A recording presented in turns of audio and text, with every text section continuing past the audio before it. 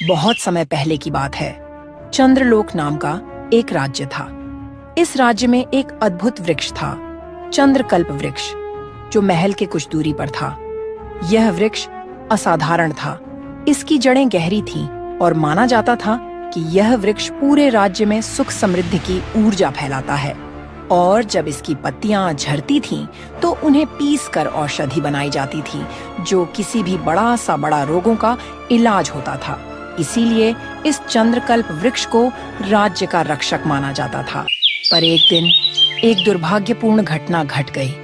चंद्रकल्प वृक्ष पत्तियां मुरझाने लगीं, जड़ें कमजोर पड़ गईं, वृक्ष सूखने लगा। अरे मंत्री जी, मैंने सुना है कि चंद्रकल्प वृक्ष सूख रहा है, जल्दी कुछ उसका उपाय करो। राज्य के वैद्य, पंडित और ज्योतिषी हैरान हो गए। उन्होंने अपना ज्ञान लगाया और निष्कर्ष निकाला कि वृक्ष की ऊर्जा फिर से वापस आ जाए। लेकिन वृक्ष की हालत खराब होती गई। महाराज अजय प्रताप बहुत चिंतित थे। राज्य की समृद्धि और सुख शांति चंद्रकल्प वृक्ष से जुड़ी थी। उसी राज्य के एक गांव चंडीपुर में एक युवा गडेरिया था, जिसका नाम नदीम था। अरे रामू, चंद्रकल्प वृक्ष तेजी से मुरझा रहा है। हमने कभी ऐसा नहीं देखा। अगर वह सूख गया तो हमारा राज्य बर्बाद हो जाएगा, क्योंकि उस पेड़ की पत्तियां से बड़ा रोग खत्म हो जाता है। महल में कोहराम मचा है। हाँ, मैंने भी सुना है कि महाराज बहुत चिंतित हैं। वैद्य, पंडित सब हार मान चुके हैं। बाबा, मुझे लगता है कि मुझे उस पेड़ को एक बार देखना चाहिए, क्योंकि मैं उस पेड़ से बात कर सकता हूँ। क्योंकि बचपन से ही जंगल और पहाड़ी इलाका में भेड़ बकरी चराता हूँ। मुझे पेड़ पौधे से बहुत लगाव है। मैं पेड़ को देखकर पता लगा सकता हूँ कि उसे क्या हुआ है। क्या तुम इस समस्या का समाधान कर सकते हो बेटे? तुम तो एक साधारण गडेरिया हो। मैं जानता हूँ कि मैं साधारण हूँ, पर मैं कोशिश करूँगा। मैं महाराज से मिलकर पूछूंगा कि मैं कैसे मदद कर सकता हूँ। फिर भी तुम्हारे दिल में सदिच्छा है तो जाओ बेटे, ईश्वर तुम्हें रास्ता दिखाएगा। नदीम इतना कहकर गांव से राजमहल की ओर निकल पड़ता है।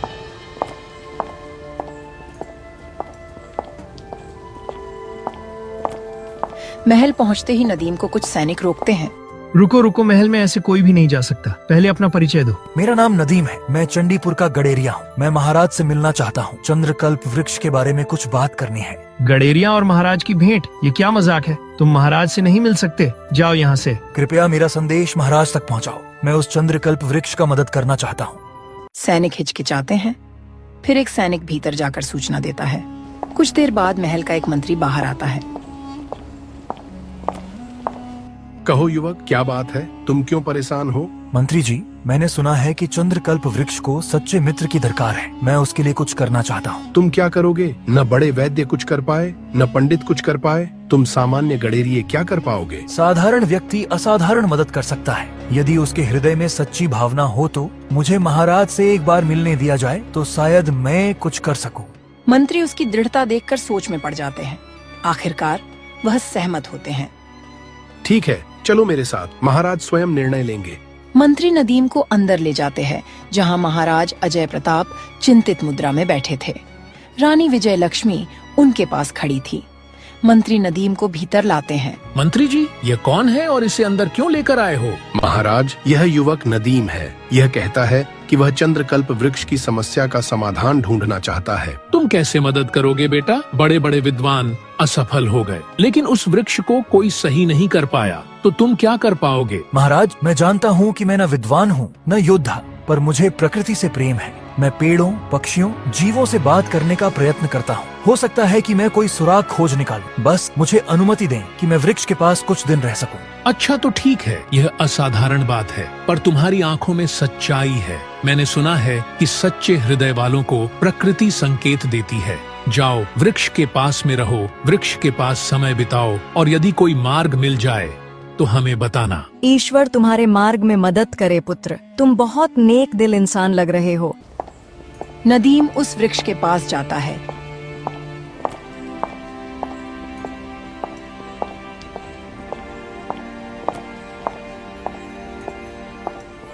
वृक्ष मुरझाने लगा था। नदीम वहां आकर बैठता है और बांसुरी बजाता है।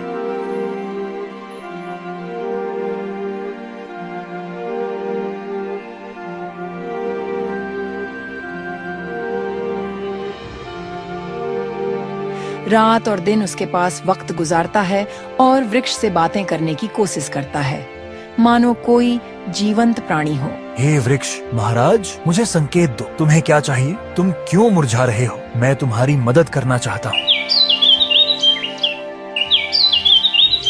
कुछ दिन बीतते हैं पर कोई उत्तर नहीं मिलता, पर नदीम हिम्मत नहीं हारता। वह वृक्ष के आसपास की मिट्टी टटोलता है, जड़ों की ओर ध्यान देता है, सूक्ष्म परिवर्तनों का अवलोकन करता और पानी देता है। एक रात चांदनी के समय सो रहा था कि अचानक उसे एक स्वप्न आता है, एक विचित्र स्वप्न। वह देखता है कि वृक्ष की आत्मा एक वृद्ध ऋषि के रूप में प्रकट होती है। लंबी दाढ़ी, झुर्रियों भरा चेहरा, आंखों में करुणा। पुत्र, तुम मुझे पुकार रहे हो, मैं तुम्हें सुन रहा हूँ।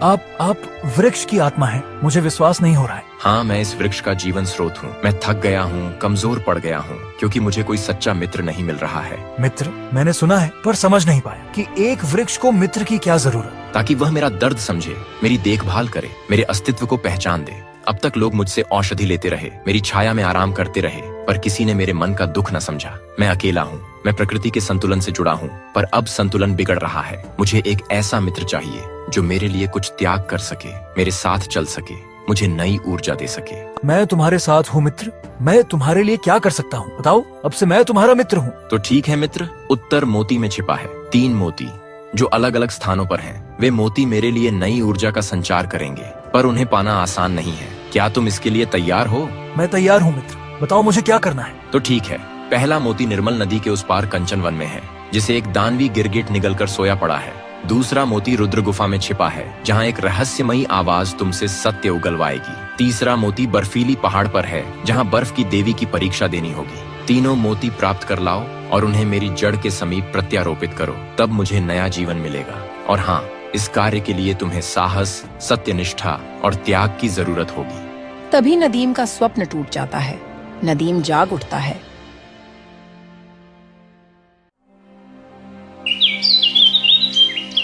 अगले दिन दरबार में नदीम अपनी योजना बताता है।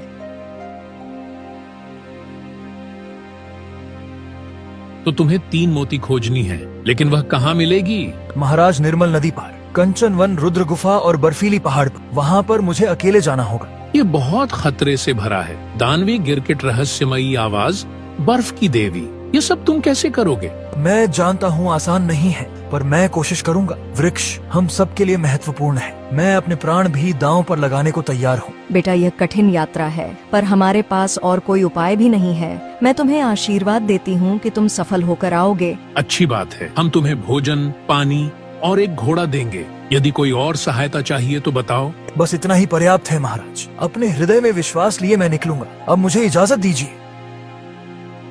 नदीम राजमहल से विदा लेता है। प्रजा और दरबारी उसके साहस पर हैरान थे।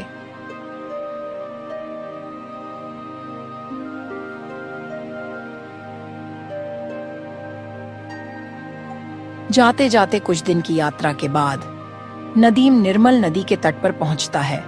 यह नदी क्रिस्टल जैसी साफ थी, पर पार करने के लिए पुल या नौका नहीं था।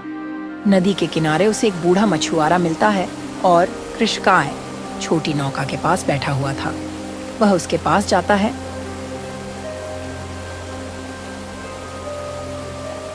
बाबा, मुझे इस नदी को पार कर कंचनवन जाना है। क्या आप मेरी मदद कर सकते हैं? कंचनवन? वहाँ तो दानवी गिरगिट सोया पड़ा है, वहाँ कोई नहीं जाता। तुम क्यों जाना चाहते हो वहाँ? मुझे एक मोती चाहिए। वह मोती एक वृक्ष के लिए आवश्यक है, जो हमारे राज्य की रक्षा करता है। अच्छा, तो तुम ऐसा पुण्य काम कर रहे हो। मैं तुम्हें पार करा दूंगा, लेकिन तुम्हें सावधान रहना होगा। दानवी गिरगिट तुम्हें देखे इससे पहले मोती को निकालकर वहाँ से निकलना होगा। नदीम नाव पर चढ़ता है और मछुआरा उस पार ले जाता है।